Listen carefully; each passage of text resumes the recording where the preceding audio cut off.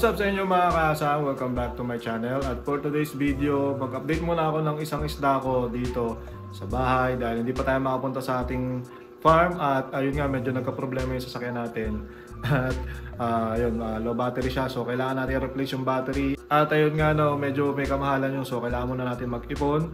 At yun, hintay-hintay na lang kayo guys kung kailan ako makakapag-upload at kung kailan ako makakabisita ulit sa Binyan Farm natin. So ngayon may update ako sa inyo kasi may nag-request na, kalimutan ko lang, hindi ko na screenshot kasi may nagre-request at may nangangamusta kung kamusta na nga ba yung mga PKBM natin dito at kung ano na nga ba nangyari doon sa mga PKBM natin. So pakita ko sa inyo ngayon kung ano na nga ba ang kalagayan ng ating mga PKBM. At so yung mga kasang na medyo matagal na rin nung huli kong pinakita to at kung makikita nyo nga parang jungle na dito at lumalabas na sa tubig yung mga halaman natin na kailangan na nating i-trim. So ayan, naglagay nga tayo kasi ng mga halaman dyan at dito naman sa kabila grabe naman ang ating floating plant. Yung mga duckweed natin, may halaman pa nilagay si Mrs. dyan. So yun, hindi na halos natin makita yung mga PKBM natin pero ayan, sumisilip-silip naman sila paminsan-minsan. So ayan, makikita nyo naman at inyong mapapansin konti na lang yung malaki. Dito maliliit to dati yung mga fry. Nasaan na ba kayo? Kalangawiin natin kasi grabe na yung mga halaman talaga. So ayun yung mga fry dati, medyo lumaki na siya. Hindi na siya yung talagang fry pero maliit pa din. Mga jubi ganun. So ayan, hindi pa ulit nanganak o hindi pa ulit dumadami yung ating PKBM dito. At ayan yung update natin nga. Ganito na itsura. Ang laki na ito, grabe. Ito, puputulin ko to mga to. Titrim natin yan para makita naman natin agad yung mga isda natin. Pati iba't ibang klaseng halaman yan. Lahat ng halaman tinanim ko talagang lumaki na. Ito yung mga yan, hindi ko alam lang kung anong tawag dyan. At ayun, hindi na nga nakita yung dinesign nating mga bato, mga slate stone dyan sa ilalim. Hindi na nakikita dahil dito sa mga halaman na to. Maganda tong halaman na to sa farming pero sa display medyo hindi maganda dahil nga natatakpan na yung design mismo. Lalo na to mga natin, mga duckweed natin, tinatapon ko lang talaga yan kasi bukas makalawa. Makapal na naman yan at hindi na naman natin makikita yung mga isda natin. So ayan, ito yung update natin na medyo hindi naman napabayaan. Hindi ko lang ginugupit talaga actually. Pero araw-araw ko naman pinapakain yan. Araw-araw ko chinecheck. So naisip ko na nga na i-trim. At kukuha tayo dyan. Puputulin natin yan ng mga at least 4 inches para mabebenta pa rin natin. Kasi yun ang standard na pag sa mga stem plants, pag gusto nyo mag-resell sa mga stem plants nyo na humaba na, pwede nyo i-cut yun tapos mga at least 4 inches tapos ang standard nyan 5 stems. So try natin makakuha ng ilang peraso at may nangungulit din sa akin sa shop dahil nga wala ako masyadong halaman doon. So try natin ibenta to at ilagay natin sa shop. So yun maganda rin talaga guys na magtanim ng halaman ng mga aquatic plants kasi kagaya niya pag humaba sila pwede mong putulin at pwede mong ibenta. Magbebenta mo yan, dito sa akin binibenta ko ng 20 per bundle yan. Sa iba 25 pesos, depende. Pero sa akin 20 lang yan. So puputulin nga natin at least 4 inches tapos isang bundle nyan 5 stems. Ganun yung standard. So sa mga nag-iisip dyan na may mga halaman, pwede nyo ibenta rin yan.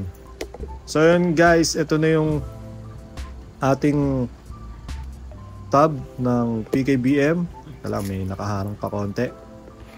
So ito na yung mga naputol natin, medyo madami-dami rin to. Mamaya ibabundle natin yan para pwede natin ibenta.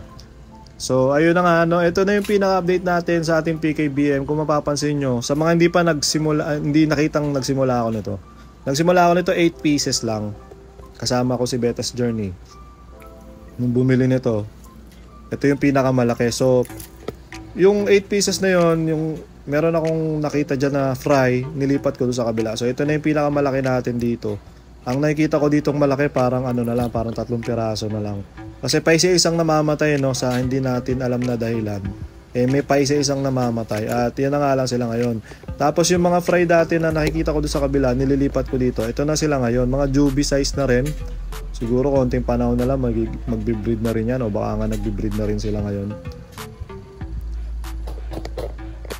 So ayun, no, itong setup nga na to ginawa natin dati, at yun, simula noon hindi ko na to water change, na ano na lang to, nauulan na lang to, yun na lang yung pinaka water change niya. At hindi naman to direct sunlight, kaya hindi siya nag-green talaga. At yun, may mga bato, mayroong mga soil sa ilalim, may mga halaman, kaya yung kulay ng tubig niya clear na ganyan, na medyo madilaw dahil sa mga halaman. Pero clear yan pag nakita mo sa personal, malinis talaga yung tubig na yan. Tsaka hindi naman tayo nag-overfeed. At ayun, very healthy yung ating tubig. Meron lang mga panahon na siguro sa malamig, ano ba, pag sumobra yung lamig, syempre outdoor to, hindi natin masabi. May mga paisa-isang namamatay. Pero hindi naman nawawash out. So, meron pa tayo dito mga mahigit 10 pa na PKBM na medyo, sa tingin ko, medyo mabagal silang lumaki. Pero goods na rin yan, no? Hindi talaga ako sa mga mollies, hindi talaga ako magaling sa pag-breed ng mga mollies na yun. So, yan na yung pinaka-update natin, guys. Ayusin naman natin itong mga cuttings natin. So, yun, kumuha lang ako nitong ating wool, filter wool, yan ang gagamitin natin. Tapos, kuha tayo dito ng 5 stem. Gawa tayo ng per isang bundle 5 stem. Tapos lalagyan natin ng bato. Dito tayo kukuha ng bato. Pabigat lang naman yan, guys, no? Hindi naman kailangan lupa o aqua soil. So ganito yung itsura, yung usually yung binibili nyo sa mga pet shop, ganito lang din naman. Parang ang kapal nung sa akin. Pero 5 stem lang yan. So yun, guys, no, nakagawa nga tayo ng 1, 2, 3, 4, 5, 6, 7 pieces. So imbis na maging tapon, may ibebenta pa natin yan. So 7 times 20, dahil 20 ang isa, diba 100 plus din yun, diba? So ayos na ayos talaga mag-alaga ng mga halaman din. At pwede rin natin i-resell yan, at pwede rin natin pagkakitaan yan.